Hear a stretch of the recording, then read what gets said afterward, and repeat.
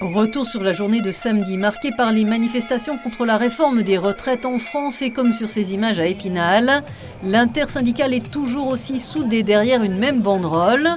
Pour cet acte 4, les syndicats avaient un objectif ici et ailleurs, prouver au gouvernement que la mobilisation ne faiblit pas. Et ce fut le cas, même si l'on n'a pas atteint des records. Selon les forces de l'ordre, ils étaient 4 900 à battre le pavé spinalien, 6 000 manifestants au moins pour les syndicats, auxquels il faut ajouter les 1 200 qui avaient défilé le matin à Saint-Dié, et même une soixantaine à Neufchâteau. Paris est réussi pour un samedi de manif. On a déjà battu des records à Saint-Dié, au moins 1000 personnes, au moins 10 000 sur Reims déjà. On n'attend pas le même public en fait. Et en plus, on a le soleil avec nous. Je suis concernée, hein, j'en prends pour 6 mois de plus, donc franchement, c'est compliqué pour les gens. Hein. Et il faut surtout que les jeunes générations aussi se mobilisent par rapport à ça.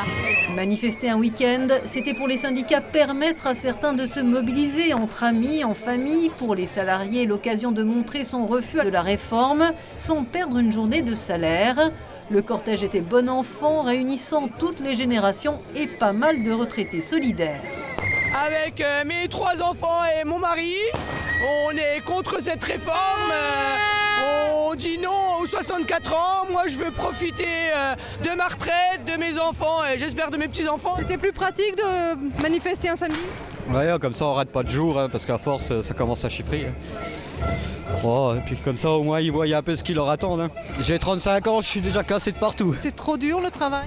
C'est pas particulièrement compliqué, mais je veux dire, ça fait partie, il y a un temps pour tout. Il y a un temps pour naître, un temps pour grandir, un temps pour faire les études, un temps pour travailler. Et puis après, un temps pour se reposer et profiter un peu de la vie. Dans les sondages, les retraités sont majoritairement pour la réforme. Vous en pensez quoi ? Je suis contre. J'ai des enfants et des petits-enfants. Et un arrière-petit-enfant. Et un arrière-petit-enfant. À quel taux aussi de maladie à la fin ? Si on est sur une chaise roulante ou dans un fonds d'indice, c'est pas possible. On connaît la suite du calendrier. L'acte 5, c'est pour ce jeudi 16 février, mais les regards se tournent surtout vers la mobilisation prévue du 7 mars, date à laquelle le Sénat va s'emparer du texte. Les syndicats sont déçus par le débat à l'Assemblée, alors ils durcissent le ton et menacent de mettre la France à l'arrêt. Nous, c'est le retrait de ce projet de loi. On ne veut même pas en discuter, puisqu'on a amené des propositions en amont de l'annonce gouvernementale qui n'ont aucune n'a été reprise. Aucune des propositions, qu'elles soient de toutes les organisations, n'ont été reprises dans ce projet de loi. C'est pas dangereux d'appeler à bloquer la France ?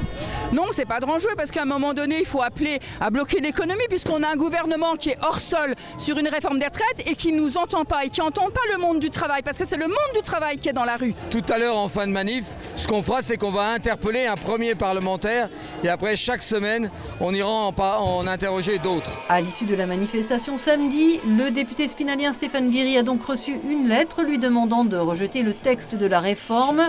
Lettre par ailleurs envoyée par l'intersyndicale au niveau national à tous les députés, excepté ceux du Rassemblement national.